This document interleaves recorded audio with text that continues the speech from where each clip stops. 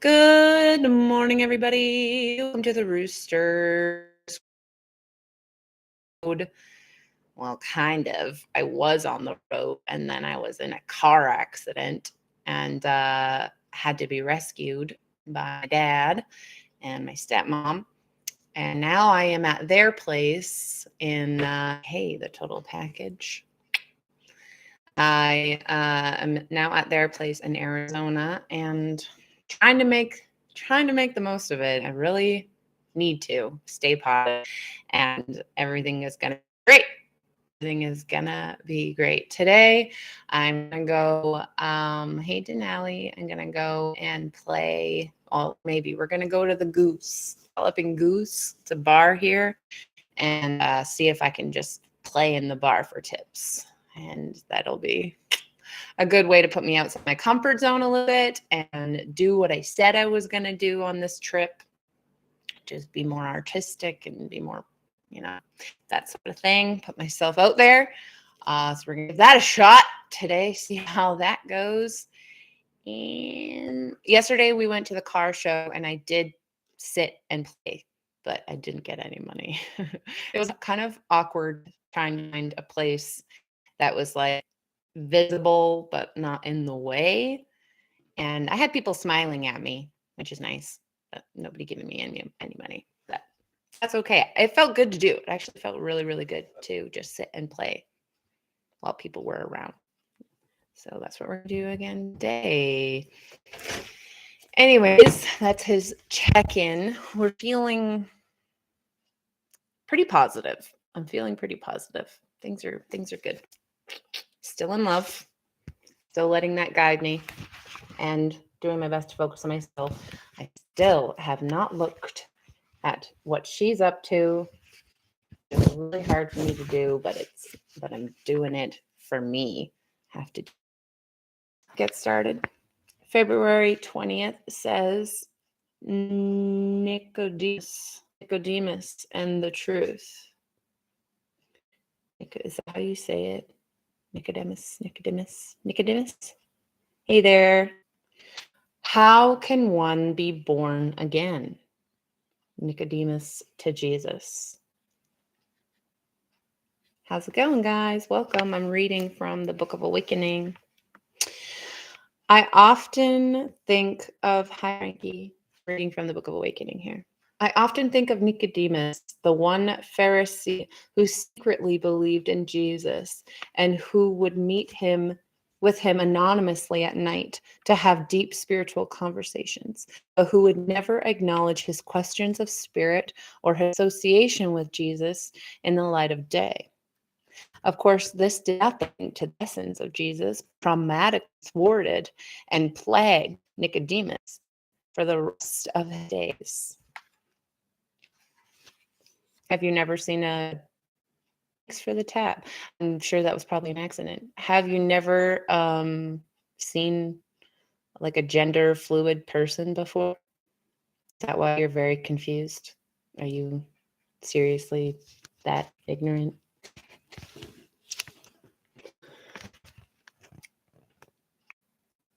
Well, what do you think? I'm just a person reading from a book, buddy. It's up to you. All right, anyways. Of course, this did nothing to the essence of Jesus, but traumatically thwarted and plagued Nicodemus for the rest of his days. This story shows us the quiet pain that comes from not honoring what we know to be true, even if all we know to be true are the questions we are asking.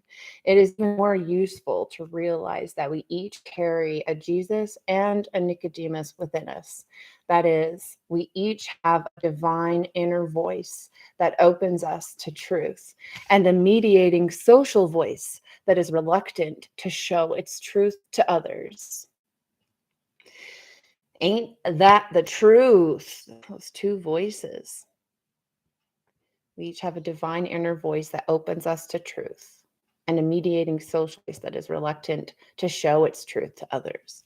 The famous British child psychologist D.W. Winnicott called these aspects of our personality our true and false self. It's the true self that lets us know what is authentic and what has become artificial, while the false self is a diplomat of distrust, enforcing a lifestyle of guardedness, secrecy, and complaint. In everyday terms, this means that each time we experience a change in reality as we know it, we must choose or to declare or hide what we know to be true. At such moments, we either need to bring the way we have been living to accord with that shift of reality, or we need to resist the change.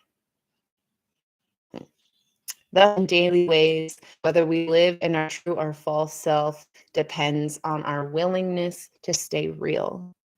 And so, over time, staying real becomes the work of keeping our actions in the world connected to the truth of our inner being, allowing our true self to see the light of day.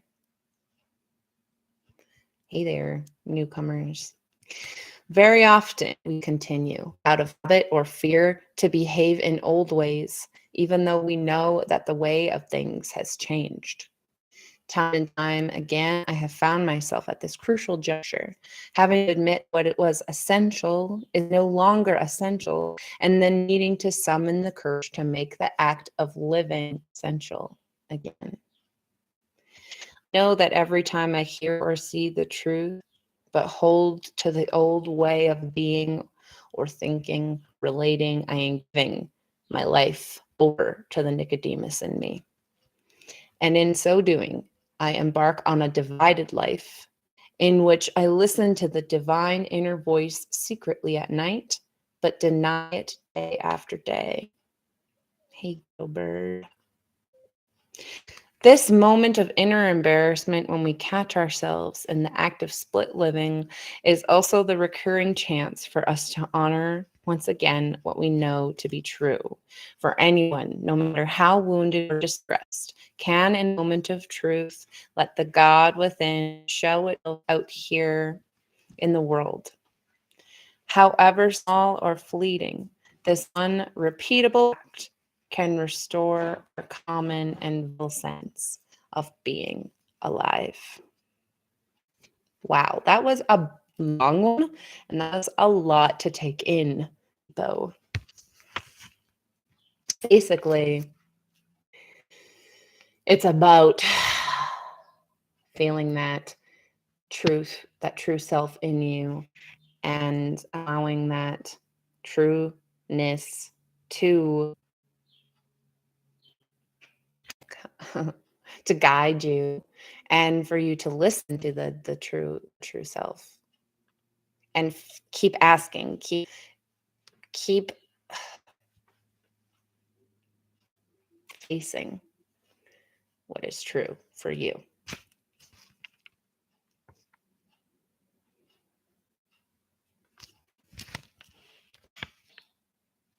Cool. Okay. So that was the passage, and now it is time for the meditation. And it says, sit quietly and recall the last time you felt a moment of inner embarrassment. That is, last time you realized what you were doing was no longer authentic, but you kept it anyway.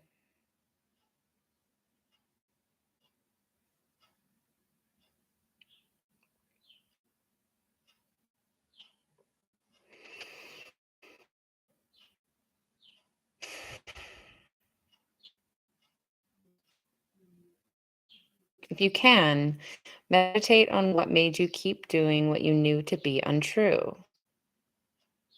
What were you afraid would happen if you honored the truth and felt it?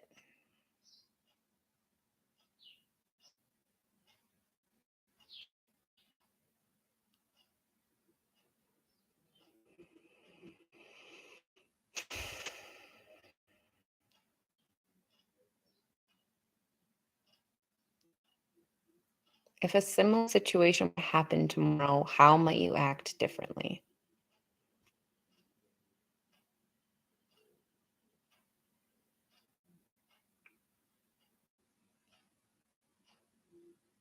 If you can, don't blame yourself for struggling like Nicodemus. rather comfort the Nicodemus knew that it is safe to honor what it knows in the light of day.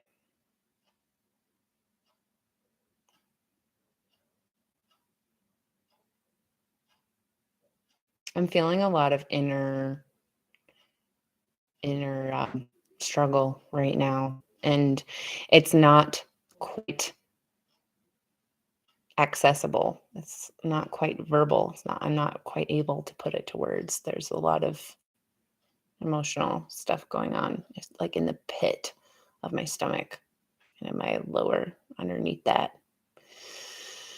I'm feeling, hello, Tyrell the wolf. I am feeling, I'm grateful because, hey, how's it going? Thanks for saying, hey, thanks for being here. We just finished reading from the book, and I'm just going to discuss what I'm feeling now. It's talking about truth and like what you know as truth, and there being like two selves. There being the self that is true self, and it recognizes when things are no longer authentic. Thanks, buddy. I appreciate that. I'm all right. Yeah, I'm pretty good. There's a lot going on in my world, but I'm staying positive. Loving myself, loving my dream, doing my best to keep moving forward in a way that feels true, which is hard to do. Which is this passage just talking about. It's like letting the what you know is truth in you, guiding you. But that there being like two self you, there being the self that's thinking of the soul, what are people? Yeah, exactly. Being the version of self that is thinking about social constructs and what other people will think and stuff like that. And then there being the self that is true. Yeah. So I'm feeling a lot in here, in my chest, in my stomach. I know that the kind of person I am is kind of carving my own path in this life. Oh, I know, right? Yeah. That was a couple weeks ago now, though, I think. A week or so. Mm-hmm. It's true. I wasn't that close to him a month ago. Okay, yeah.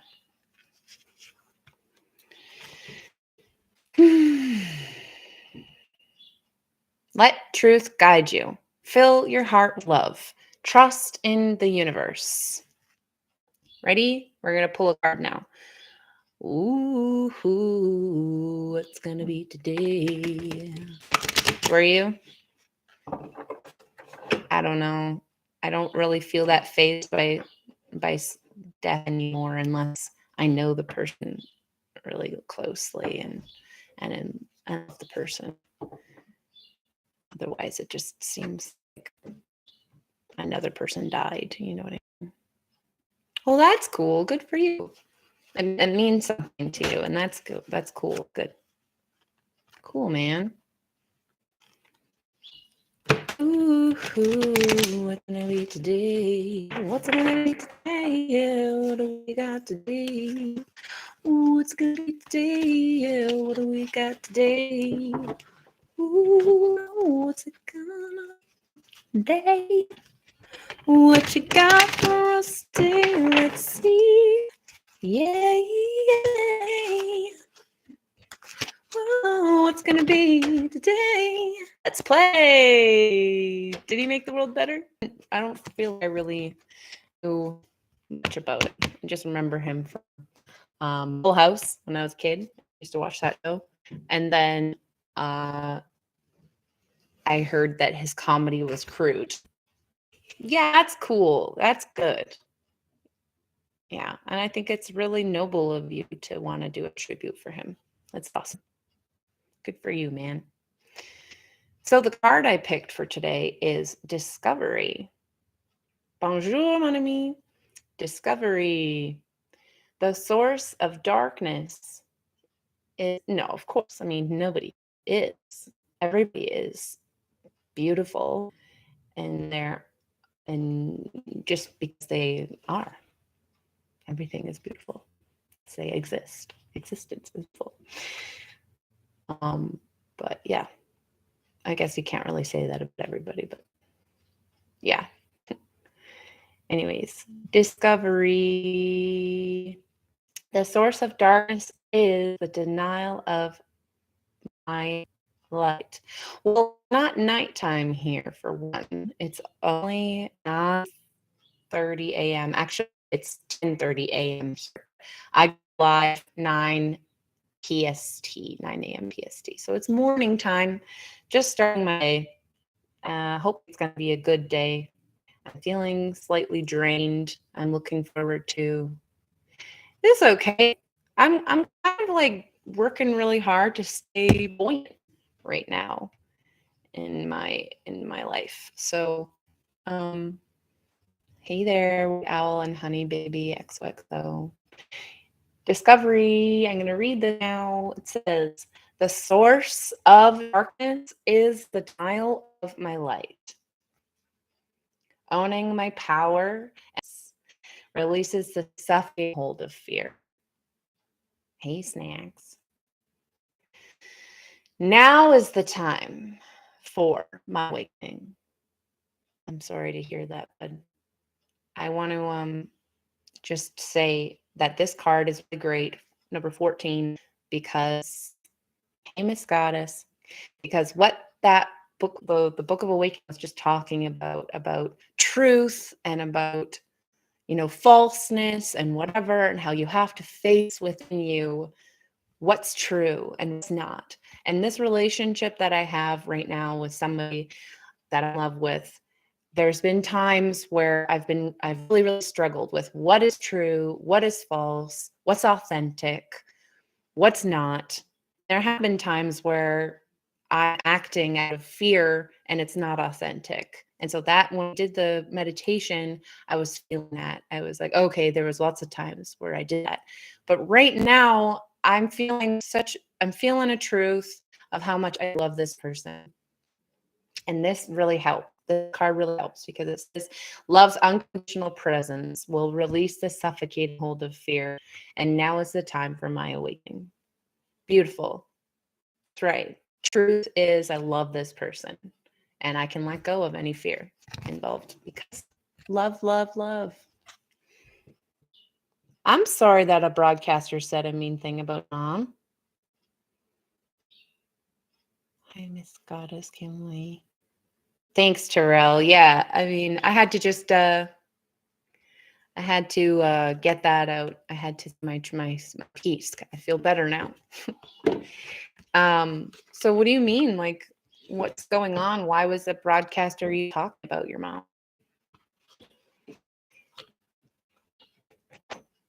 Oh, Jesus Christ. That's horrible. A broadcaster said that? I don't understand. Who's your mom? Is your mom a famous person or something? And why would a broadcast? Okay, I'm going to say goodbye to the YouTube. Remember, you can never fail if you never give up. Number 2, everyone is someone. So who are you? And number 3, if you ever fall down, all you have to do is say cock-a-doodle-doo, and the rooster will be with you. Join me again tomorrow morning, 9 a.m. PST. Bye-bye now.